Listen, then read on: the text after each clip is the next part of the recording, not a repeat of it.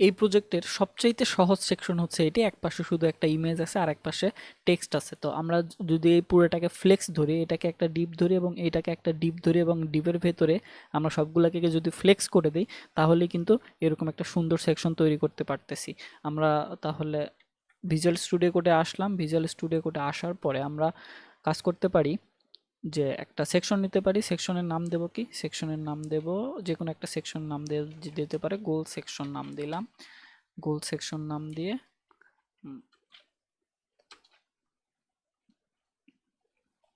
এখন সেকশনে আমরা তাহলে সেকশন নেব একটা, সেকশন ডট গোল সেকশন দেব, সাথে কি দেব, সাথে দেব ফ্লেক্স। ফ্লেক্স দিলাম, ফ্লেক্সের ভেতরে দুইটা ডিপ থাকবে, একটা হচ্ছে যে ইমেজ ডিপ, একটা লেফট একটা রাইট। তাহলে হচ্ছে যে একটা লেফট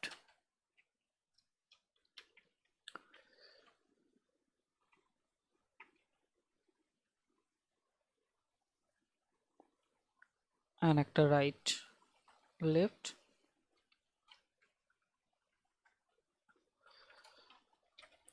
রাইট। ওকে, এখন লেফটের ভেতরে জাস্ট একটা ইমেজ থাকবে, আইএমজি ইমেজ থাকবে। এবং ইমেজটা আমি কি ডাউনলোড করে রাখছিলাম, আচ্ছা দেখি এখানে, এই যে ইমেজটা ইমেজ কোনটা এখানকার,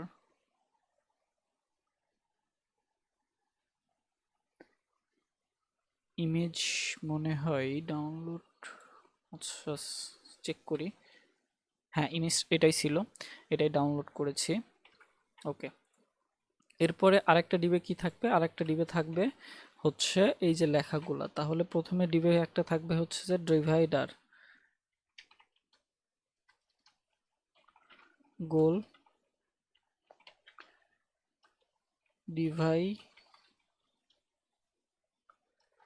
ডিভাইডার বানান ঠিক আছে, ডিভাইডার থাকবে। দেন আরেকটা সেকশন থাকবে,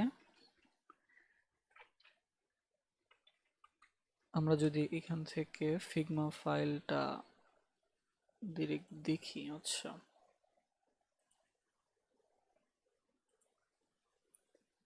এই যে এই ফিগমা ফাইলটি,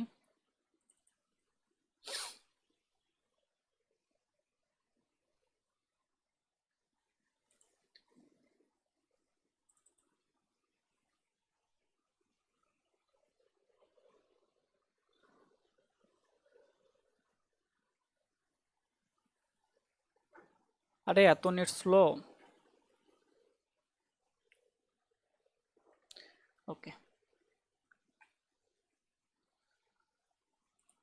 এটা আছে, H2 আছে, এটাকে কপি করি, এখান থেকে কপি, দেন এটা প্যারাগ্রাফ, এটাও কপি, এটা হচ্ছে লিঙ্ক। ওকে, এটা কপি করার দরকার নেই, লার্ন মোর। দেন H2 ভেতরে থাকবে এইটা, পি ট্যাগের ভেতরে থাকবে এইটা, দেন একটা লিঙ্ক থাকবে এ ডট লিঙ্ক এবং লিঙ্কের হ্যাশট্যাগ দিলাম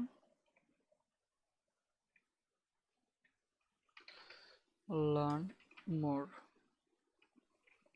আচ্ছা, আমরা যে অ্যারো বাটনটা এখানে যে দেব, সেটা অ্যারো বাটনটা কিন্তু আমাদের এখানে আছে, কোথায় জানি আছে, অ্যারো রাইট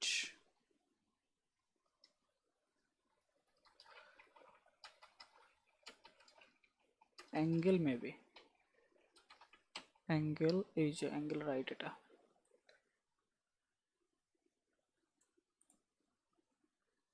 এটা জাস্ট এখান থেকে কপি করি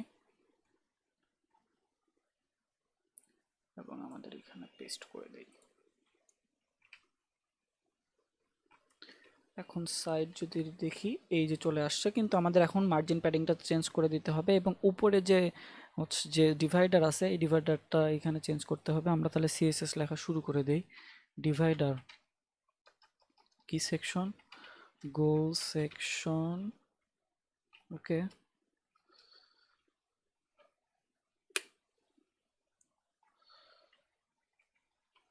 goal section, maybe goal divider, goal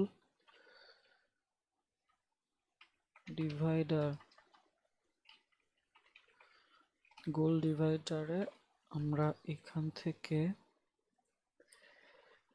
94 এবং 7 height 7 pixel with 94 pixel, background colour var primary. এই তো চলে এসেছে। আমরা প্রত্যেকটাতে মার্জিন দেব, তার আগে এটাকে পুরোটাকে একটা ডিভের ভেতরে নিয়েছি কি আমাদের ক্লাসগুলোকে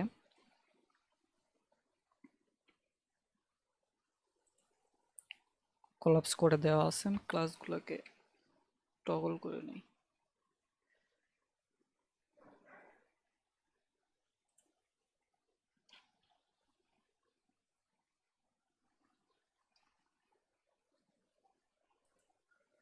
ওকে, এখন দেখা যাচ্ছে ক্লাস।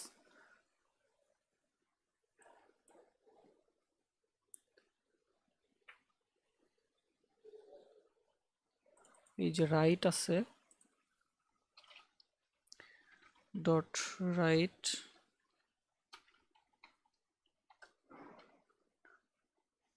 ডিসপ্লে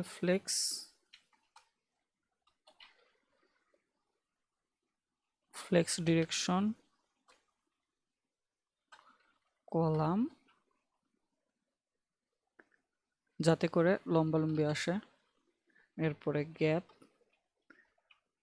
20 পিক্সেল, এই যে গ্যাপ দিলাম, এখন এই যে গ্যাপটা দেখতে পাচ্ছি। এখন আমাদের জাস্ট ব্যাকগ্রাউন্ড কালারটা চেঞ্জ করতে হবে এবং মার্জিনটা দিতে হবে। ব্যাকগ্রাউন্ড কালার দেব কোথায়? এই যে গোলে ব্যাকগ্রাউন্ড কালারটা দেব।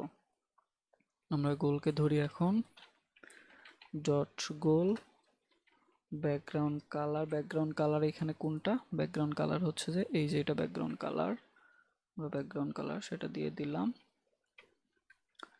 এই যে ব্যাকগ্রাউন্ড কালার দেখা যাচ্ছে। আমাদের মার্জিন প্যাডিংটা ঠিক করে নিলেই হবে। এবং গোলের ভেতরে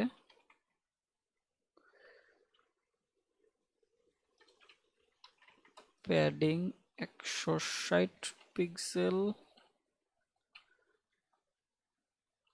and 190 পিক্সেল আই থিঙ্ক। হ্যাঁ, এই যে আমাদের সেকশনটা হয়ে গেছে। এখন মাঝখানে কিন্তু গ্যাপটা খুব কম আছে, তো মাঝখানের গ্যাপটা যদি আমরা একটু বাড়াই দিই, মাঝখানে কতটুকু গ্যাপ আছে এটা যদি দেখি, অথবা জাস্টিফাই কন্টেন্ট, এখানে যে গোল সেকশনটা আছে, জাস্টিফাই কন্টেন্ট স্পেস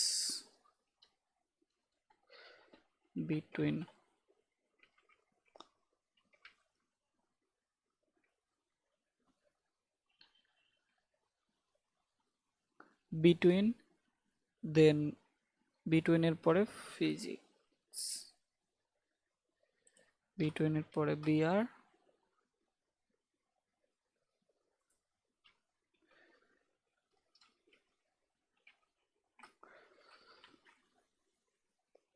এখন কিন্তু মোটামুটি ঠিকঠাক, শুধু কালারটা চেঞ্জ করতে হবে, কালার হোয়াইট। এবং এখন লিঙ্কটাকে আমরা শুধু চেঞ্জ করি। লিঙ্কে আগে লিখছিলাম, আগে লিঙ্ক লেখা হয় নাই। লিঙ্কের ভেতরে কালার দেব var, এই যে এই কালারটা দেব। ফন্ট সাইজ দেওয়ার দরকার নেই, ফন্ট উইথ দিলে হবে, ফন্ট উইথ বোল্ড। দেখো আমাদের কিন্তু এই ডিজাইনটা কমপ্লিট। এত সহজে এই ডিজাইনটা করা গেল। পরের সেকশনটি দেখার জন্য আমন্ত্রণ রইল।